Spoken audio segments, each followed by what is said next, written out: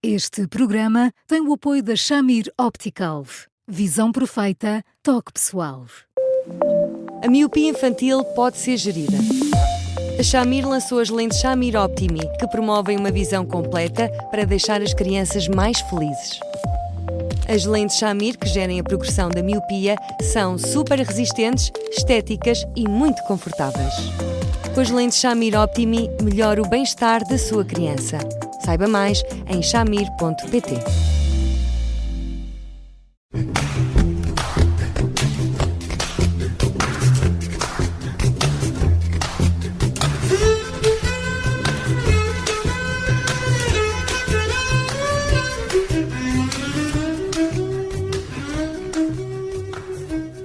Bem-vindos a mais um Porque Sim Não É a Resposta, o primeiro da semana. Hoje vamos falar do facto de Portugal ser um caso sério quando se pensa em crianças. Em 2023, 30% das crianças nascidas no nosso país eram filhas de estrangeiros. Olá, Eduardo, boa tarde. Olá, Judite. Boa tarde. São dados muito preocupantes. Nós sabemos que temos famílias com contornos diferentes, que têm menos filhos, mães que escolhem a maternidade cada vez mais tarde e, portanto, neste momento, aquilo que pode ser uma esperança para o país são os imigrantes. Judite, sim, eu acho que também. O que faz com que o discurso de algumas pessoas, um discurso mais irrefletido, mais precipitado, possa ser muito escorregadio, até por um pormenor. Sendo, todavia, filhos de imigrantes, ao nascerem em Portugal, são portugueses. Ponto. O que eu acho que é importante, todavia, quando nós abordamos estas questões, é que, de facto, a natalidade é uma questão fundamental, incontornável. E se bem que os últimos números deem um ligeiro acréscimo no nascimento de bebês, a discrepância entre as pessoas idosas e as pessoas pequeninas é de facto muito grande.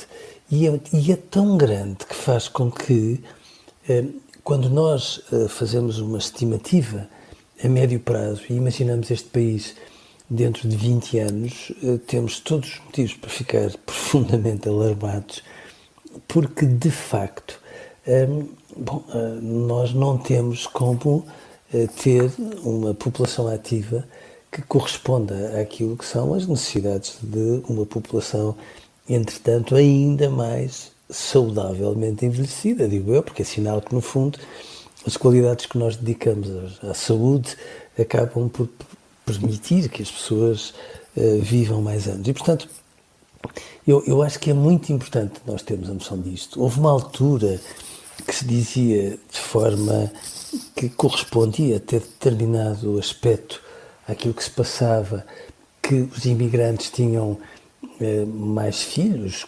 o que não corresponde hoje de toda a verdade.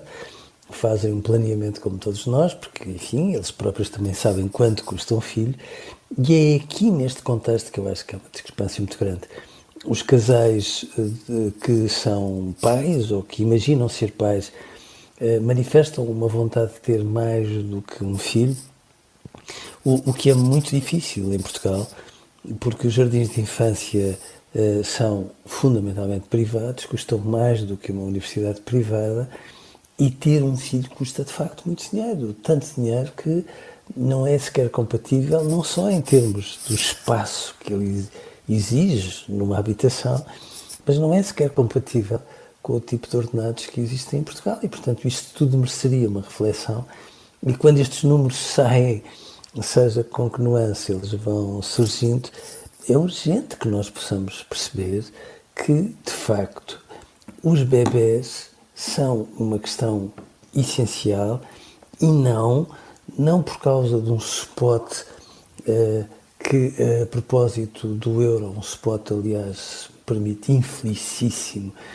que a propósito do euro anda por aí reclamando mais bebés em nome do euro. Falha-me Deus, as pessoas são tão mais inteligentes que não apreciam isso, mas porque de facto nós precisamos de bebés e não há de maneira nenhuma uma comissão parlamentar, já agora há tantas, que se proponha refletir de uma forma séria sobre os caminhos que tudo isto pode ter, de forma a que haja um pacto de regime e assumamos todo esse caminho de maneira a invertermos esta situação que é alarmante. E este dado que eu referi agora, do 30% das crianças nascidas em Portugal o ano passado serem filhas de mulheres estrangeiras, são dados que aparecem no jornal Expresso e que dizem que há uma década não chegava a 10%, portanto disparou em apenas 10 anos. E aquilo que uma das pessoas que é ouvida nesta reportagem, o economista Pedro Góes, diz é que mais do que incentivos fiscais às famílias, é preciso fazer outras alterações. De facto, benefícios fiscais para famílias numerosas já não é suficiente, claramente. Não, não é. E são ridículos, dito, porque todos nós ficamos com a sensação de que o Estado imagina que nós educamos os nossos filhos numa loja de 300 e que tudo é barato, o que não é de toda verdade. Aliás, basta ver agora, em pleno verão, aquilo que se passa quando os pais tentam arranjar alternativas para que os filhos tenham uma atividade física, um episódio de convívio com outras crianças, a pretexto de qualquer atividade formativa que possam encontrar, e tudo isso custa de facto muito dinheiro. Portanto, nós temos definitivamente que assumir que, exemplo de outros países que apostam claramente no modo de, enfim, compensar os pais deste tipo de escolhas, nós temos que assumir isto tudo como um caminho a percorrer. Volto a dizer que a mim não me assusta que os imigrantes tenham filhos em Portugal. De todo, pelo contrário.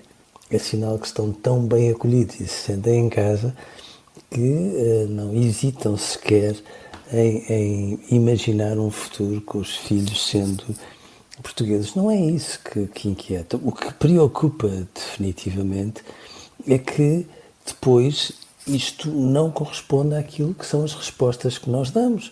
Quando nós ainda há pouco vimos o Ministro da Educação, e bem, perguntar como é que nós havemos de contornar este drama absurdo, digo eu, de haver crianças que começam e terminam o ano letivo sem terem aulas a algumas disciplinas, aquilo que nós observamos é que temos muito poucas crianças e ainda assim os meios que lhes colocamos à disposição não correspondem às suas necessidades essenciais. E isto é de tal forma que eu estou cada vez mais tentado a reclamar que haja um Ministério das Crianças, de maneira a que definitivamente estes assuntos mereçam a seriedade que eles têm que ter, porque não é o nosso presente, é o nosso presente e o nosso futuro.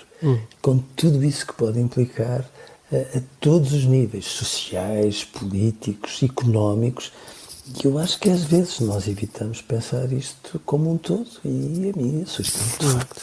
Enquanto não pensamos isso como um todo, a única coisa que temos agora para oferecer é um passaporte europeu aos imigrantes que para cá vêm à procura disso e em troca esperemos que tenham filhos cá. É isso que nós esperamos, porque o resto não conseguimos resolver até agora, não é?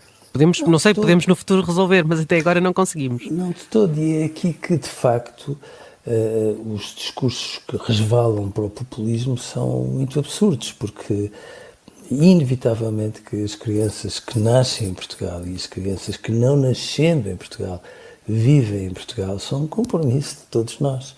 As escolas portuguesas são fascinantes, tomando em consideração aquilo que se passava há 20 anos de distância.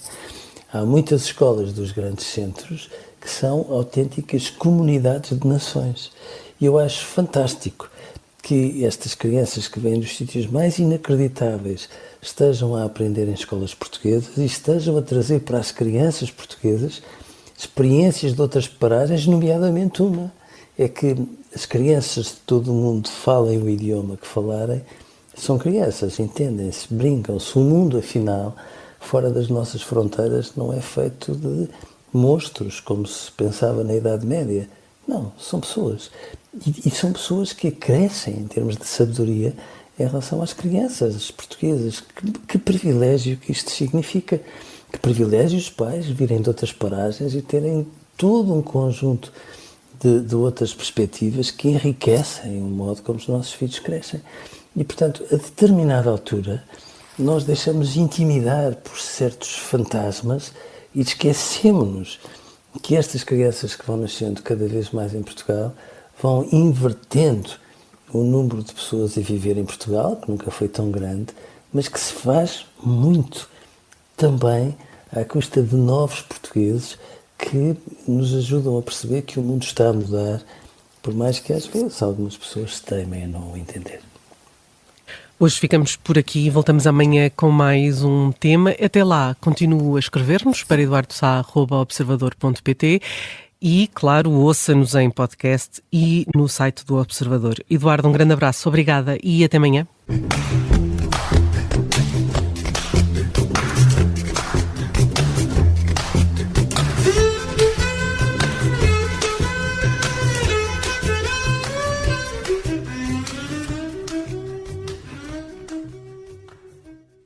Este programa tem o apoio da Shamir Optical. Visão perfeita, toque pessoal.